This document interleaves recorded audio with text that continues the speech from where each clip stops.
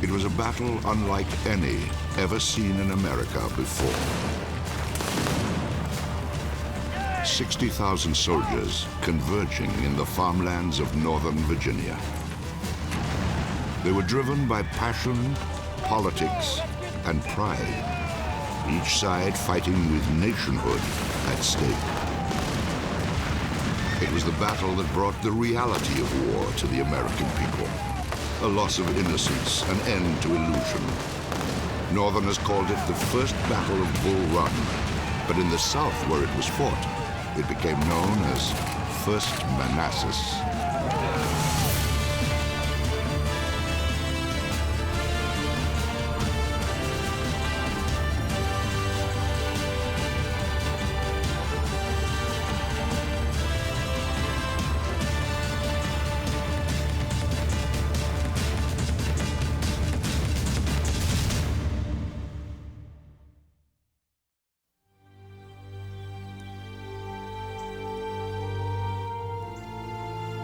A tranquil air surrounds the Virginia countryside at Manassas National Battlefield Park, southwest of the nation's capital. Site of two battles in the Civil War, it is a place of monuments, memorials, and memories.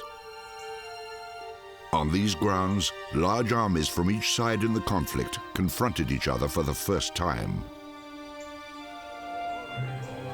Here lingers history, in a story of war that began on July 16th, 1861.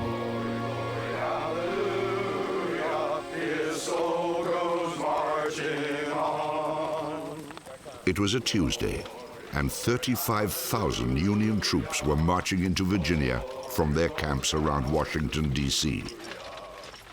They wore a hodgepodge of uniforms, some even emulating the Zouave troops of the French Foreign Legion. No one had yet decided one side should wear blue and the other should wear gray.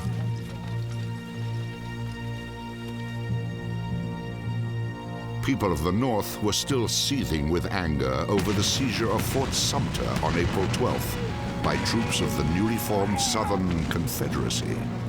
The rebels had to be punished. 26 miles away, 22,000 Confederate troops had gathered in northern Virginia. Now they took positions along Bull Run near the railroad junction at Manassas. Since Fort Sumter, clashes between the two sides had been mere skirmishes. This would be a battle. It was the first battle of the Civil War. In fact, it really was not a battle of soldiers, it was a collision between two armed mobs. They were rushed into battle. They would be soldiers day after tomorrow, but for this battle, they're just scared young men, full of excitement, but underneath it was apprehension and some fear. Union Major Sullivan Ballou was an attorney in Rhode Island before the war began. On the eve of the great battle, he wrote a darkly prophetic letter to his wife, Sarah. I know how strongly American civilization now leans on the triumph of the government. If it is necessary that I should fall on the battlefield for my country, I am ready. Another attorney-turned-soldier was Confederate Captain Thomas Goree of Montgomery County, Texas, who wrote of the atmosphere on the southern side. You never saw such excitement and enthusiasm in your life as there is here. Our plans are all kept very secret. Each party is awaiting for the other to make the attack. Both sides felt that this was going to be a short war. One battle, 6 months, it would be all over. Neither side envisioned what was coming, and so they went out not only to start the war, but to end it. One soldier with little enthusiasm was the man selected to command the Union troops on the march from Washington, General Irvin McDowell. McDowell was not a good choice, but then there were no good choices. McDowell had never commanded men in his life. He was a paper pusher, a staff officer. He was skilled enough, however, to see that his troops were not ready to meet the enemy. McDowell, being a regular Army officer, had very little confidence in the troops under his command. They had not been fully trained. Many had never even fired their muskets up to this point in time. Their officers were equally inexperienced. Many were just politicians in uniform who could barely march their men in a straight line on the parade ground, let alone on the battlefield under fire. But public pressure to attack the South had been growing. The strategic convergence of rail lines at Manassas made it an attractive target for a first strike. President Lincoln tried to soothe McDowell. "You are green, it is true," Lincoln told him, "but they are green also. You are all green alike."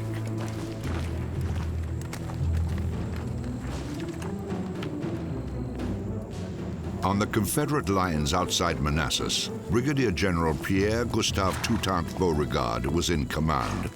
Leader of the troops who fired the war's very first shots, he was known as the hero of Fort Sumter. At West Point, he and McDowell had been classmates.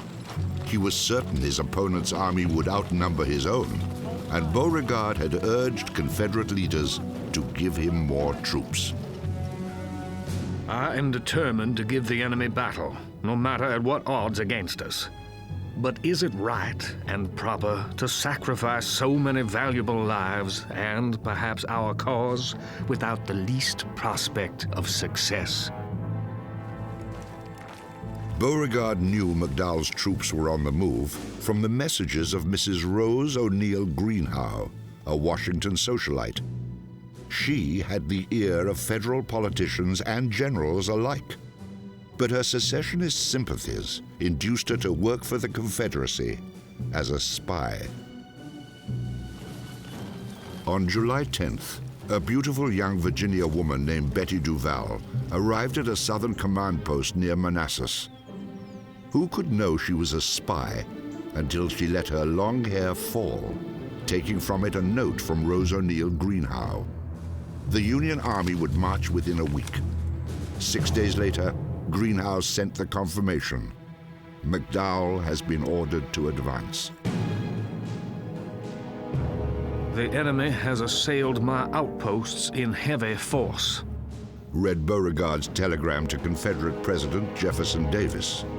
"Send forward any reinforcements at the earliest possible instant and by every possible means." Those reinforcements would come from the 10,000 men commanded by General Joseph Johnston, 55 miles away in the Shenandoah Valley of Virginia. Johnston, at 54, had been a 30-year veteran of the U.S. Army and was its quartermaster before he left to join the Confederacy. Johnston's troops began boarding trains to Manassas, an historic event in itself. It was the first time in history the rails had been used to transport troops to battle. Johnston's men would even the odds on the battlefield, giving each side roughly equal numbers. The Union soldiers were unaccustomed to long marches, and their movement from Washington took 2 days. On the morning of July 18th, Brigadier General Daniel Tyler and his men reached Centerville, a village 5 miles from Manassas. McDowell sent him these orders. "Do not bring on an engagement, but keep up the impression that we are moving on Manassas." The order told Tyler to keep his men going straight ahead, in the direction of Manassas itself. This would be a diversion from McDowell's larger strategy, which was to swerve his main army around to attack the enemy lines on their right flank.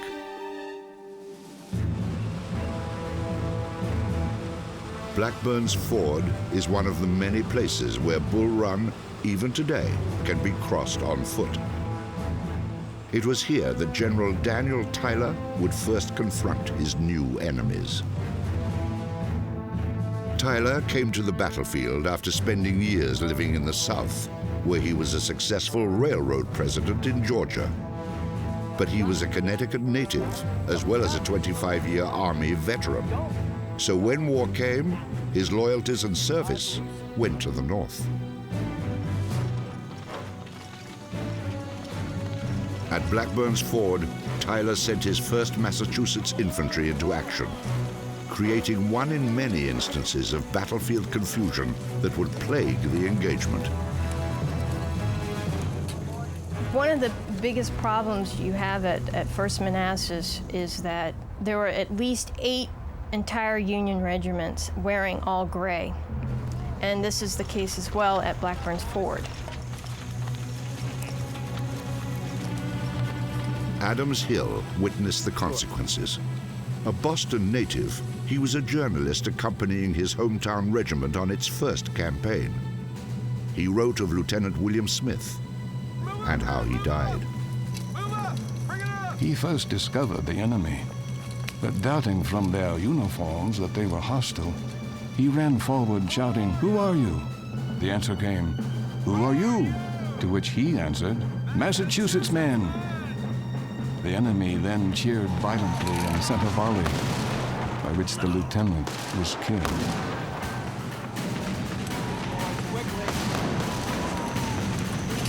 The 12th New York came to the aid of the Massachusetts men, and the Confederates, under escalating fire, mounted a counterattack. The Union troops had been ordered to avoid an engagement, but ended up involved in 4 hours of fighting. The two sides reported at least 120 men killed or wounded. The stage was now set for the bigger battle to begin. Somebody right about face! Fall back! Quickly! Move it up! On July 18th, 1861, Union troops broke off their fight with Confederates at the crossing point on Bull Run known as Blackburn's Ford.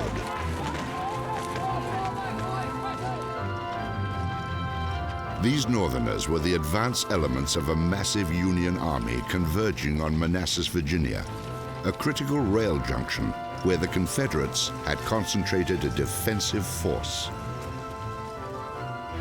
The Union probe at Blackburn's Ford revealed strength at the center of General P.G.T. Beauregard's 8-mile line on Bull Run. The places where the enemy could cross the stream were well guarded along this front.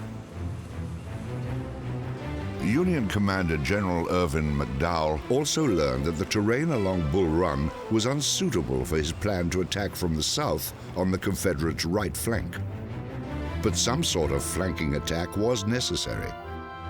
Without great numerical superiority, McDowell knew a frontal attack would be unwise. That was a Napoleonic principle in vogue then that basically stated that it took 3 men attacking to dislodge 1 man defending. McDowell had, say, 35,000 people. Beauregard should have had no more than 12,000 for McDowell to hope for victory. However, McDowell was quite aware of Beauregard's strength, at least being comparable to his own. At 2:30 a.m. on July 21st, Union troops were on the march again. McDowell now planned to attack the Confederate left flank instead of the right. But to do it, his men had miles to march as they prepared to envelop the enemy from the north. If all went well, 2 divisions would be in position at dawn. But all did not go well. What a toilsome march it was through the woods. What wearisome work in clearing away the fallen trees which obstructed the path. The march was necessarily slow. Chaplain Augustus Woodbury, 1st Rhode Island Infantry. The battlefield landmark on Bull Run, known as the Stone Bridge, today is a reconstruction of the original. Not far from here, General Daniel Tyler's division waited that Sunday morning in 1861. At 6 a.m., they would make a diversionary attack at the bridge on the Confederate front. McDowell's main body of troops marching from the north were to attack the enemy flank at the same time. But their slow progress would make them over 3 hours late, a crucial delay. 3 blasts from a cannon were the Union signal to begin the synchronized attack. Defending against General Tyler were men under the command of Confederate Colonel Nathan Evans, a hard-drinking officer who kept a Prussian orderly in tow, carrying a jug of whiskey for him.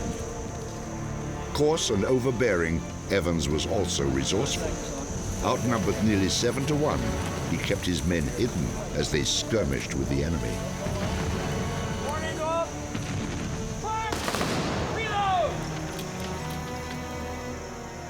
8 miles from the battlefield, Confederate Captain Edward P. Alexander was looking through a telescope. Very early in the morning, in the edge of the field of view of my glass, a gleam caught my eye. That gleam came from sunlight reflected from the weapons carried by a massive column of Union troops. I discovered McDowell's columns in the open fields, turning our left flank, fully 8 miles away.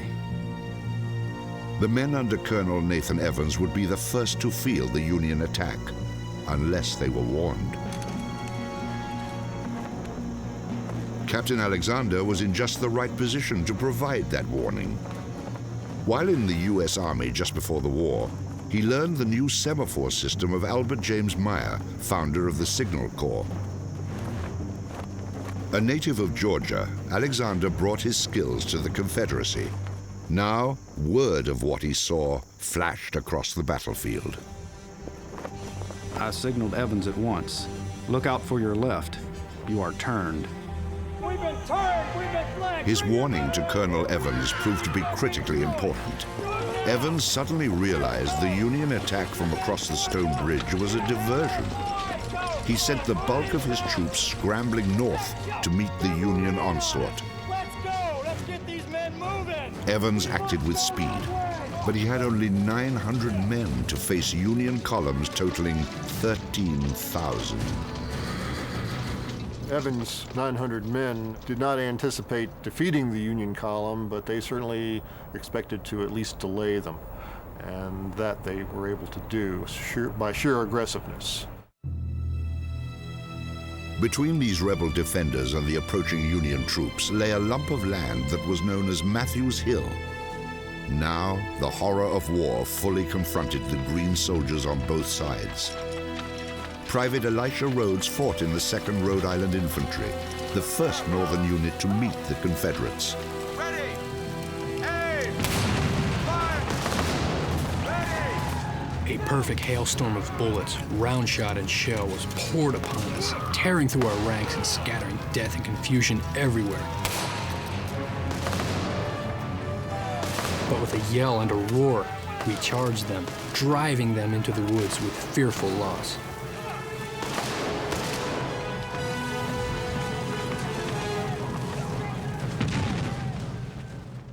Rhode Island Major Sullivan Ballou now faced death on the battlefield, as his letter to his wife had predicted.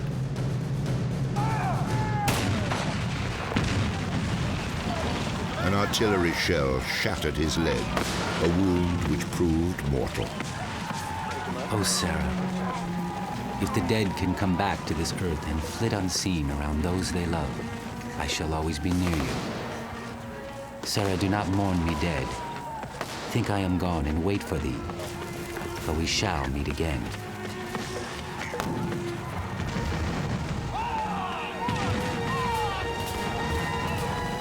Momentum shifted as each side charged and countercharged. Rebel Major Chatham Robideau Wheat led a troop of Louisiana men into action.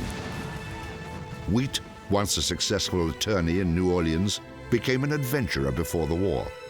He fought in the Texas War of Independence and was fighting with Garibaldi for Italian unification when he returned to serve Louisiana in the Civil War. On Matthews Hill, Wheat led his men on a charge against the enemy. It was in this attack that Robideau Wheat received a horrible wound. A bullet went in through his one armpit, across his chest, out the other armpit.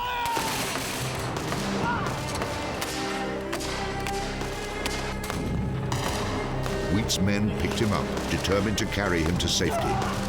"Lay me down, boys. You must save yourselves," he cried. But they persevered. A field surgeon later told him no one on record had ever survived such a wound.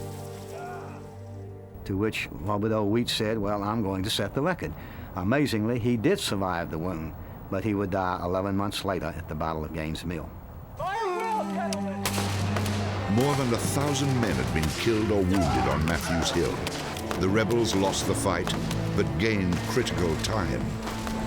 The Confederates would soon regroup, and with reinforcements, be prepared to meet the Union's advance head-on.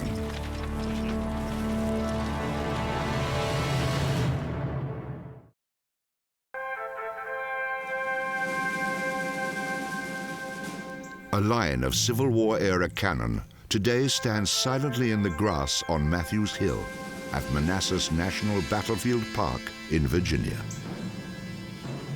On July 21, 1861, guns like these drove Confederate troops from their positions in nearby cover, forcing them to retreat.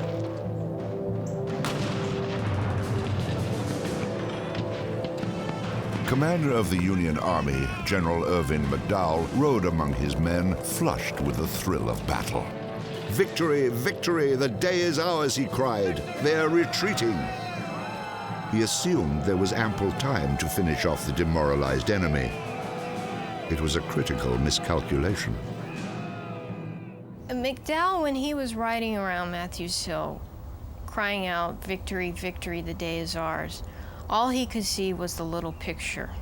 He saw Confederates retreating, and he broke military protocol by not organizing his troops that were on hand and following up his attack and take out the Confederates. 5 miles to the south, Confederate Generals P.G.T. Beauregard and Joseph Johnston surveyed the battlefield. With no fighting along Bull Run where they expected it, Johnston pointed north toward Matthews Hill. "The battle is there," he told Beauregard. "I am going." Before Beauregard followed, he sent messages down the Confederate lines, ordering masses of troops to march north with speed to join the fight. Intuitively sensing the Union's battle plan, one Confederate commander had already begun to lead his men toward the fighting. He was the remarkable Brigadier General Thomas Jackson, who positioned his 2,400 Virginians on Henry Hill, a mile south of Matthews Hill, to meet the advancing enemy. There was inside this man an intuitive military genius. Some people have it, very few, but Thomas Jackson was one who did. A monument to General Jackson stands on Henry Hill at Manassas Battlefield today. It depicts a larger-than-life figure, still lionized by many in the South. Far less imposing in real life, he'd become a professor at Virginia Military Institute after service in the U.S. Army before the war. Straight-laced and devoutly religious, his students had called him Tom Fool Jackson, and few expected much of him on the battlefield at Bull Run. Jackson deployed his men on a low incline along the broad rolling slopes of Henry Hill. Remaining hidden from the enemy, he waited for just the right moment to strike. He was probably the calmest man on the battlefield here at Bull Run. And I suspect the reason for this is that Jackson was so devout. He looked on this battle as the first collision between the Christians and the heathens. He, of course, being on the Christian side, and he had no doubt but that God would be with the Southern cause. At Henry Hill, Confederate General Thomas Jackson was preparing to make his move when he was confronted by General Barnard Bee, whose men had been decimated earlier on Matthews Hill. "They're beating us back," Bee cried. But Jackson was unruffled, saying only, "We shall give them the bayonet."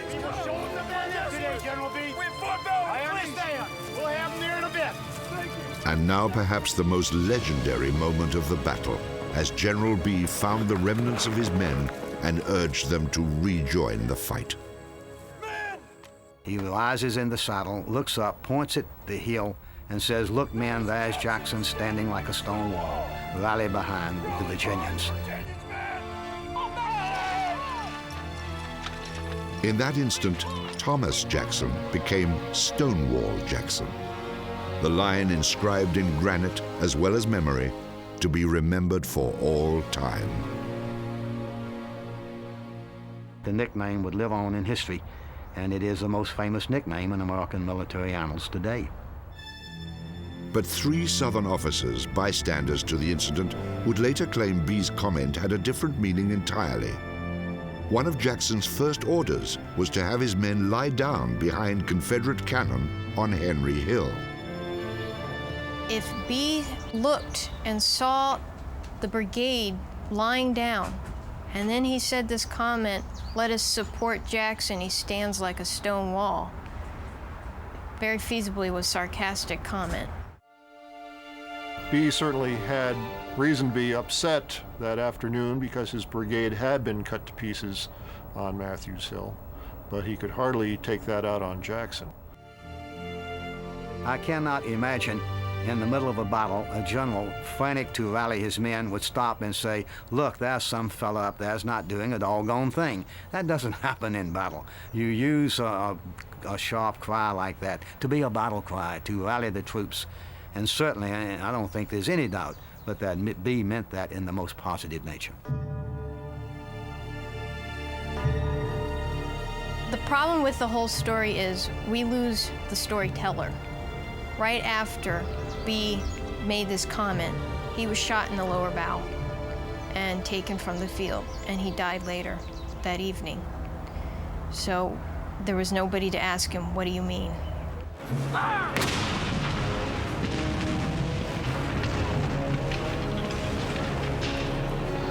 Stonewall Jackson would soon show his skill in the command of men. Leading 2 Virginia regiments against the infantry guarding the guns, he shouted, "Reserve your fire until they come within 50 yards. Then fire and give them the bayonet. And when you charge, yell like furies."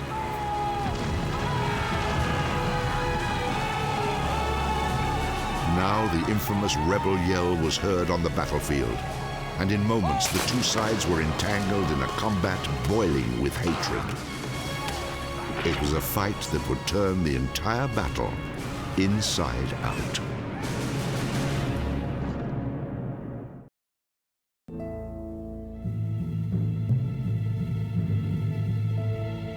A single row of cannon on a single battlefield on a single Sunday in the summer heat. At such places and times, history takes its fateful turns.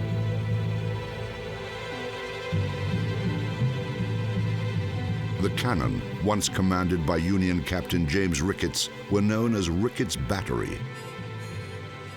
But on the afternoon of July 21st, 1861, the position was about to be taken by soldiers from Virginia, of the Confederate States of America. A bloody fight was in progress. Private Lewis Francis of Brooklyn found himself at the mercy of 2 Confederates. They kept bayoneting me until I received 14 wounds. One then left me, the other remaining over me when a Union soldier coming up shot him in the breast and he fell dead. On a roadway nearby, the confusion over uniforms surfaced once again. Colonel Jeb Stuart, one of the South's premier cavalrymen, rode out after some retreating Federal troops, dressed in zouave uniforms, which some Southern men wore as well. "Don't run, boys, we're here," he called. But suddenly he recognized their stars and stripes and ordered a charge. Confederate Lieutenant William Willis Blackford joined the attack and remembered one of his victims. I could not help feeling a little sorry for the fella as he lifted his handsome face to mine while it tried to get his bayonet up to meet me. But he was too slow. I rammed the muzzle of the carbine into the stomach of my man and pulled the trigger. The carbine blew a hole as big as my arm clear through him.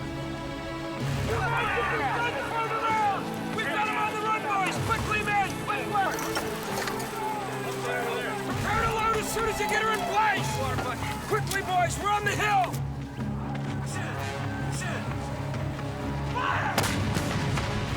Atop Henry Hill, control of Ricketts' guns became the focus of the entire battle. A sea of gray enveloped the terrain as the Union's 11th Massachusetts Infantry advanced, their uniforms uncannily similar to their enemies.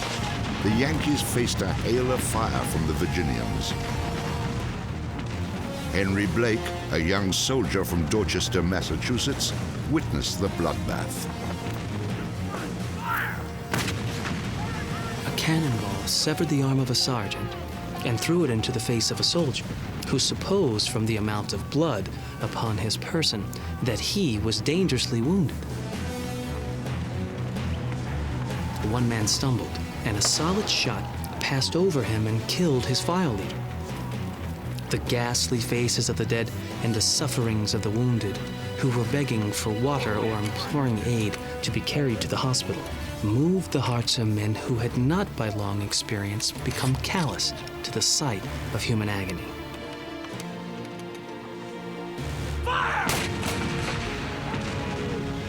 Despite Union attacks, the hilltop guns repeatedly fell into the hands of the rebels. They were Virginians under overall command of General Thomas Jackson, and they were holding the position. Jackson, remarkable under fire, stood resolute throughout the fighting.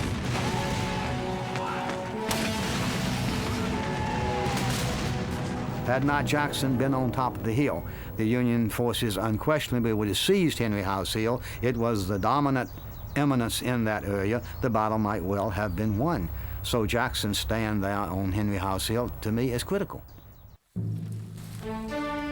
By 4 p.m. on that Sunday in July, the fighting had been going on for 10 hours. Confederate General Johnston had 2 fresh regiments ready to attack. He sent them to the west of Henry Hill, where they began to advance.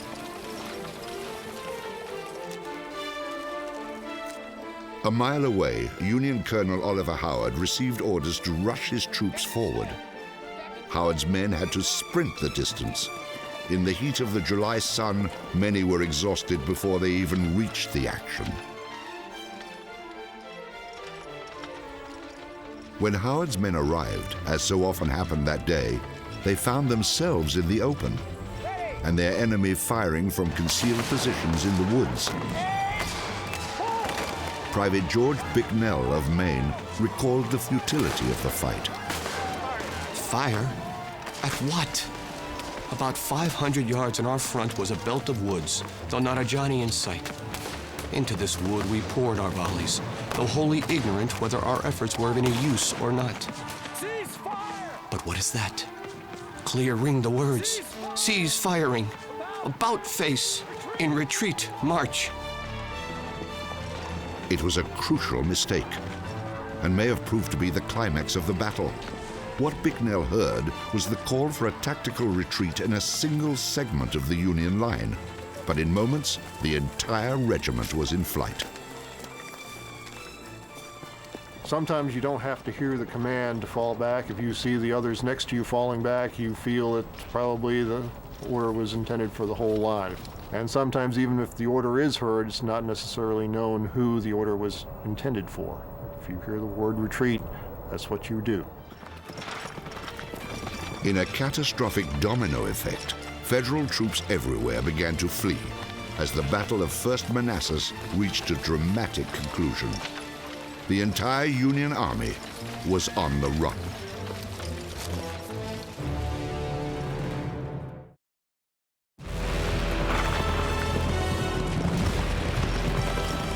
In the late afternoon on July 21st, 1861, on the battlefield near Manassas, Virginia, the Union Army was in headlong flight.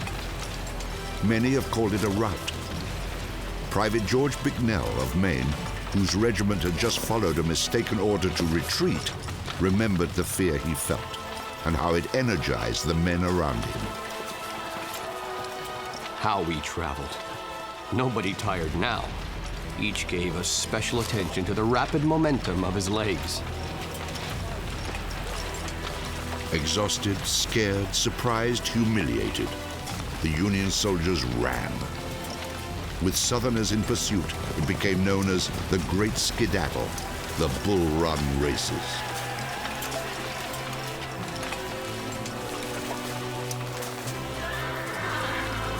Civilians from Washington who came to watch the battle suddenly became obstructions in the mass exodus. Their presence on the battlefield, perhaps exaggerated, has today become mythical. Contrary to popular legend, there really were not this flood of spectators on the battlefield. There probably were scores or maybe 100. They came down to watch the Confederates run away. They thought that the Union Army, the Grand Army, would come here, fire a couple shots, and the Confederates would throw down their weapons and run away. With such expectations dramatically reversed, Congressman Alfred Ely of New York was stranded near the battlefield and suddenly seized by troops from South Carolina. A captain introduced him to their colonel, the irascible E.B.C. Cash. Ely later recalled the confrontation that followed.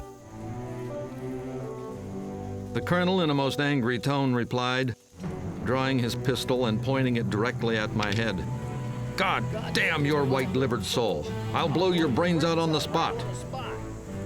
The captain exclaiming, "Colonel, you must not shoot that pistol. He is our prisoner." The famous photographer Matthew Brady was also among the civilians caught up in the retreat. The fast flight forced him to leave his equipment behind, so he had no photos of this battle. It is said that fleeing soldiers who caught sight of the brass cylinder on Brady's abandoned camera mistook it, in their fear, for a rapid-fire steam cannon, rumored to be in the rebel arsenal.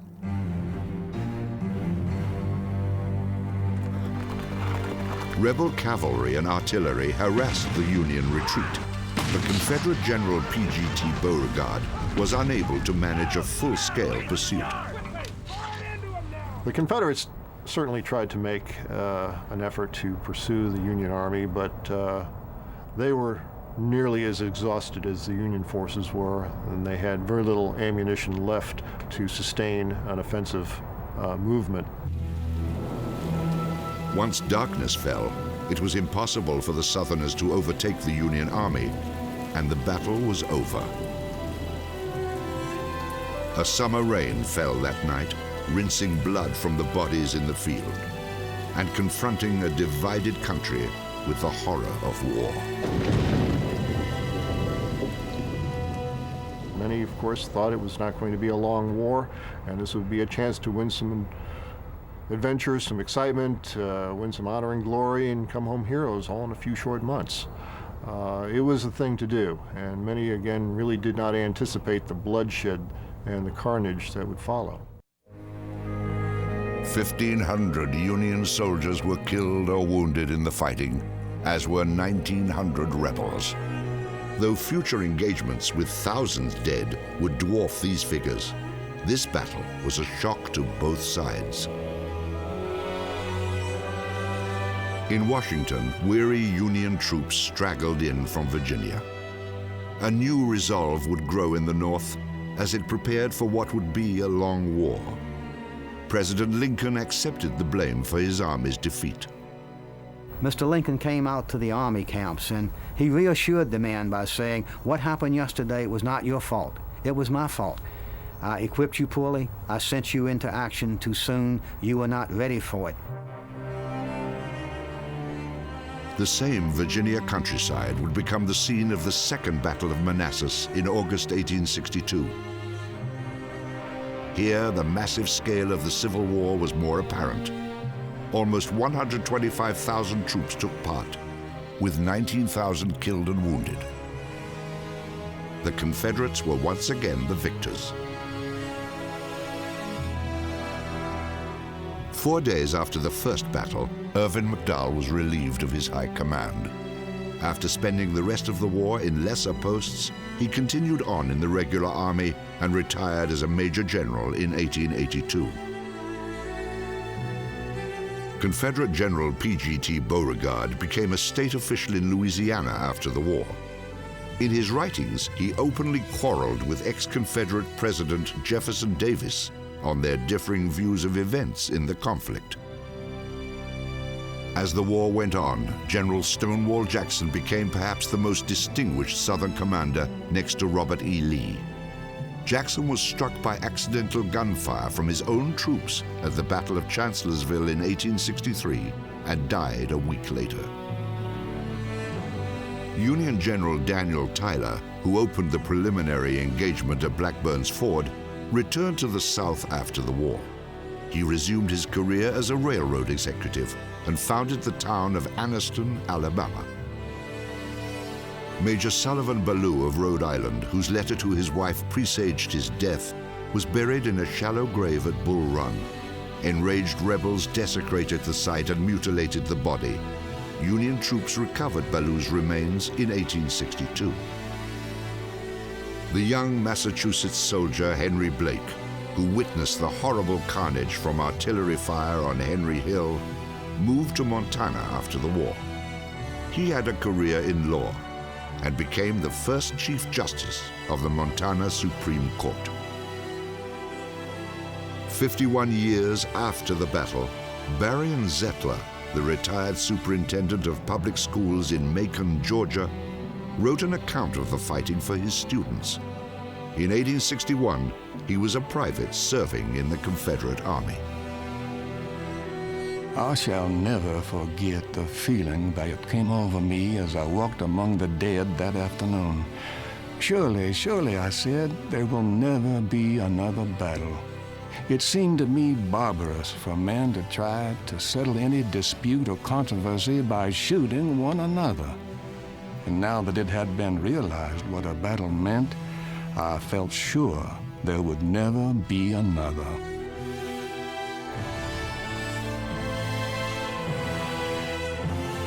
Private Zettler survived the many battles that followed. 650,000 other men in the war between the states did not.